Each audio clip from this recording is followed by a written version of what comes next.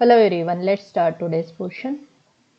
Fourth chapter, ratio and proportion. Now what do you mean by ratio and proportion?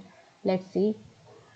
Now if we buy, आपण जेव्हा विकत घेतो 1 kilo साखर जर विकत घेतली, चला 1 किलो साखर 40 रुपयाची होत असेल तर 2 किलो किती रुपयाची होतील? 80 रुपयाची होईल. 3 किलो 120 रुपयाची. म्हणजे जशी जशी तुम्ही क्वांटिटी वाढवाल साखरेची प्राईससुद्धा काय होते? वाढत जाते. म्हणजे एक क्वांटिटी वाढवली रिलेटेड त्याच्याशी रिलेटेड दुसरी क्वांटिटी वाढत असेल तर त्याला म्हणतात direct proportion.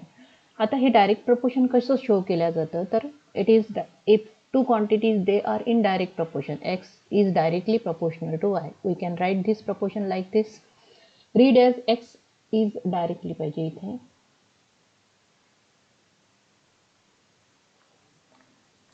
X is directly proportional to y. Now if we move this term x upon y is equal to k, this is the equation of direct proportion where k is constant of proportion. I have given here example. If we increase the quantity of sugar, it requires more money to buy. After that, inverse proportion.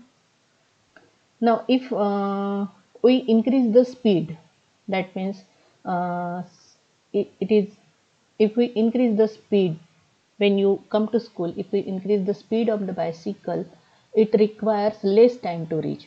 And if we decrease, that means if you come slowly, then it takes more time to reach the school. That means here speed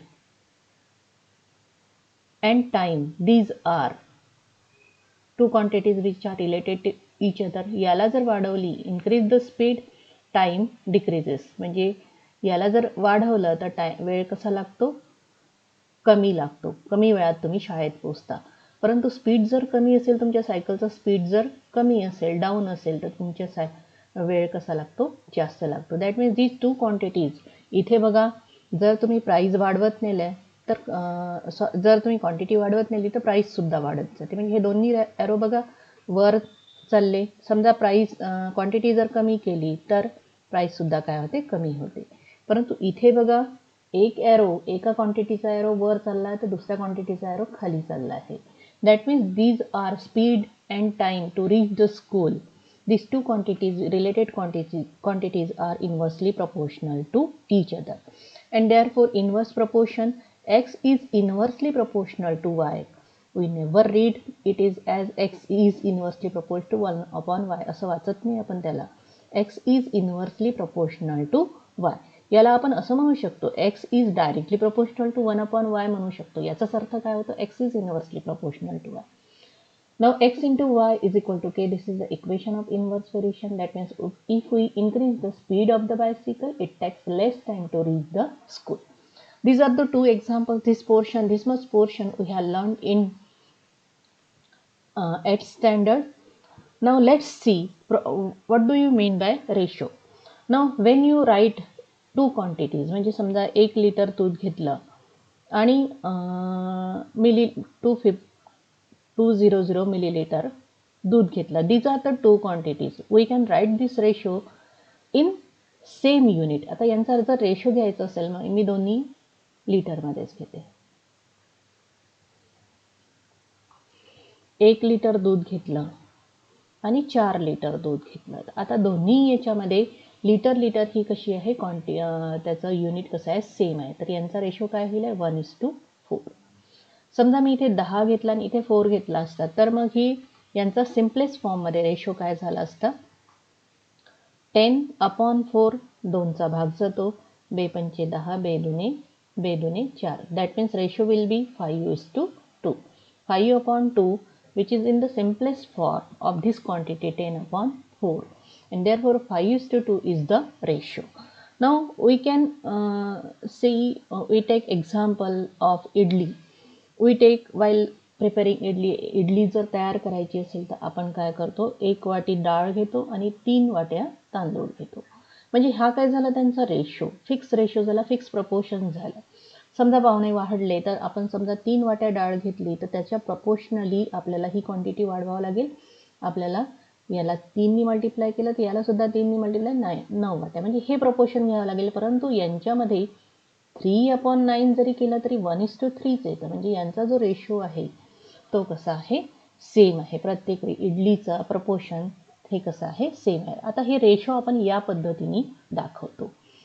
तर तुम्हाला आता हा portion जसं मी इथे लिहून दिलेला आहे त्याच पद्धतीने लिहायचा. पहिल्यांदा डायरेक्ट प्रपोर्शन लिहायचं, त्यानंतर इनवर्स प्रपोर्शन हे पूर्ण पोर्शन लिहायचं, त्यानंतर properties of ratio.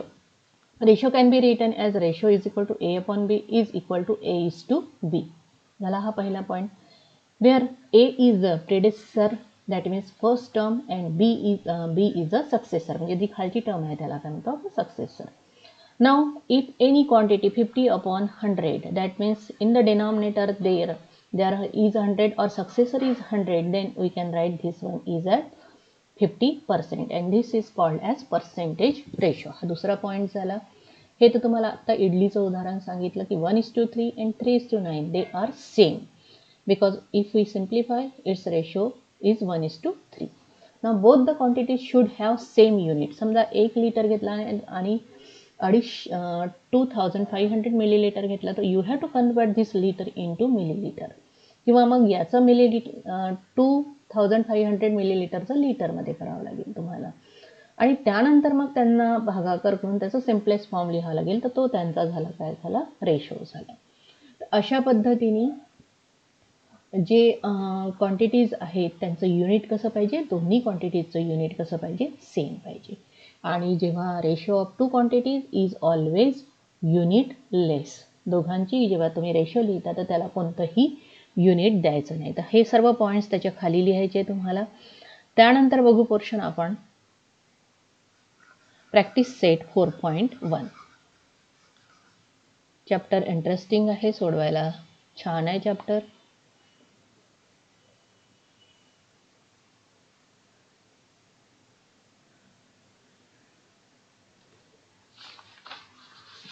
Practice set 4.1.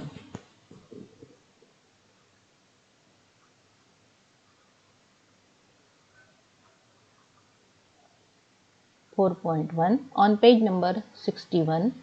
First, what is given? From the following pairs of numbers find the reduced form of ratio of the first number to the second number. समजा आता 3 आणि 10 दिलेला आहे, यांचा रेशो जर काढायचा असेल आणि त्यांनी म्हटलं असेल की फर्स्ट नंबर टू सेकंड, तर तुम्हाला पहिला आधी लिहावा लागेल अपॉन 10.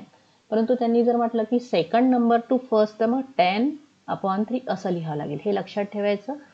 कोणता रेशो विचारला, कोणत्या नंबरचा पहिला नंबर आधी विचारला की दुसरा नंबर आधी विचारला ते बघून घ्यायचं. इथे सेकंड एक्झाम्पल आहे 38, 57, 57. Therefore ratio is equal to 38, first number आहे हा, अपॉन 57, 19चा भाग जातो, 19 दुणे 38, 57, and therefore 2:3. Therefore ratio is equal to 2:3. या पद्धतीने हे एक पहिलं एक्झाम्पल झालं. राहिलेले त्यातले 2 एक्झाम्पल तुम्हाला सोडवायचे आहे. त्यानंतर घेऊ आपण second. Find the reduce form of the ratio of the first quantity to second quantity. आता बघा, पहिल्यामध्ये दोन्ही क्वांटिटी 700 रुपीज अँड 308 रुपीज दोन्ही क्वांटिटी सेम आहे, त्याच्यामुळे तिथे डायरेक्ट भागाकार करता येईल. परंतु सेकंडमध्ये 14 रुपीज दिलेले आहे आणि 12 रुपीज 40 पैसे दिलेले आहे. तर पहिल्यांदा आपल्याला त्या रुपीजमध्ये कन्वर्ट करावं लागेल किंवा पैशामध्ये कन्वर्ट करावं लागेल. मग आता पहिल्यांदा सेकंड बघू आपण यातलं. आता बघा, याच्या रुपीजमध्ये कन्वर्ट करायचं असेल तर आपल्याला ते रिलेशन माहीत पाहिजे की 1 रुपी इज इक्वल टू 100 पैसे, and therefore 14 rupees is equal to 14 into 100 is equal to 1400 पैसे. हे कन्वर्शन आधी करून घ्यायचं. त्यानंतर बघा 12 रुपीज 40 पैसे, दॅट मीन्स 12 into 100 प्लस 40, म्हणजे एवढे 12 रुपये आहे, त्याचे पहिल्यांदा पैशामध्ये कन्वर्ट करावं लागेल आणि पुन्हा ॲडिशन किती आहे, 40 पैशांचं ॲडिशन आहे. That means 1200 plus 40 is equal to 1240 paise. Now both the unit is same and therefore ratio is equal to पहिली quantity 1400 upon 1240. 0 cancel, 140 upon 124. इथे खोडतोड नाही करायची, 140 upon 124.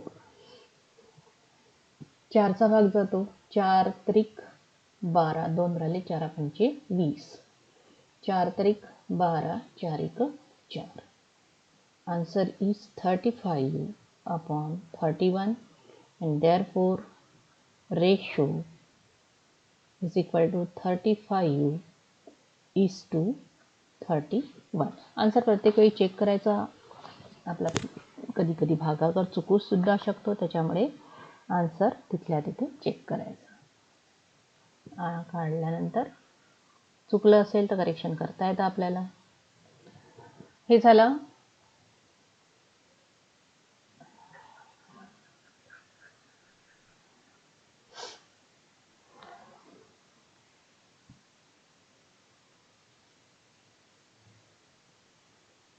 त्यानंतर बघा त्यातलं लिटर थर्ड आहे. 1 litre is equal to 1000 millilitre. मग आता 5 लिटरचं कन्वर्शन कशामध्ये करावं लागेल, तुम्हाला लिटरमध्ये करावं लागेल.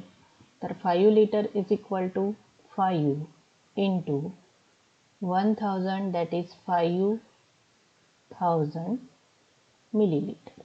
आणि दुसरी क्वांटिटी कोणती आहे, 2500 millilitre. and therefore ratio is equal to 5000 upon 2500. 00 2 0 कटले, 50 upon 25, 2 upon 1 and therefore ratio is equal to 2:1.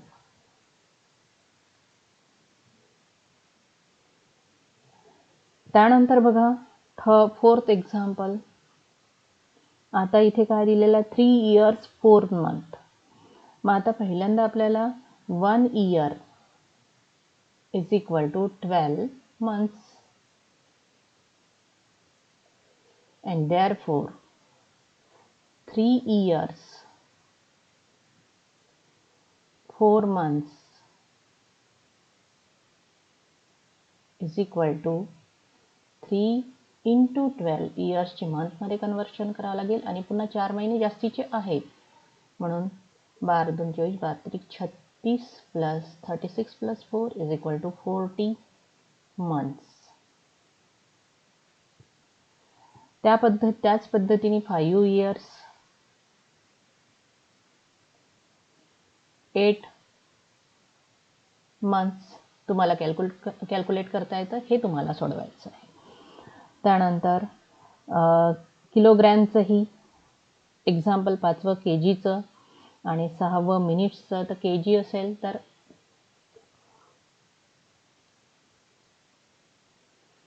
1 kg is equal to 1000 gram.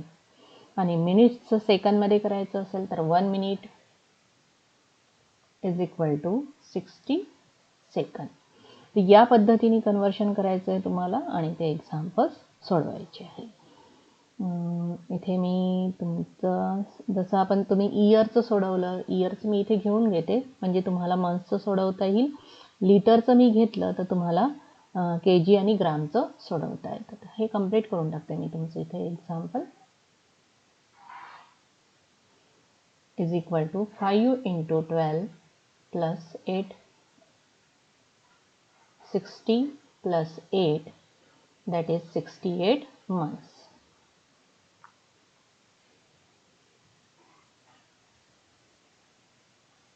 Therefore ratio is equal to 40 upon 68. कितीचा भाग जाईल, 20 by एक 6 बेचे 8 पुन्हा भाग जातो बे 17 बे एक बे बे 7 14 that means ratio is equal to 10:17.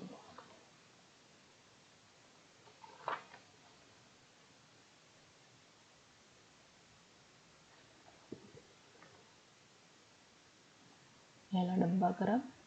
तर राहिलेली 2 एक्झाम्पल तुम्हाला 5वं आणि 6वं या पद्धतीने तुम्हाला सोडवता येईल.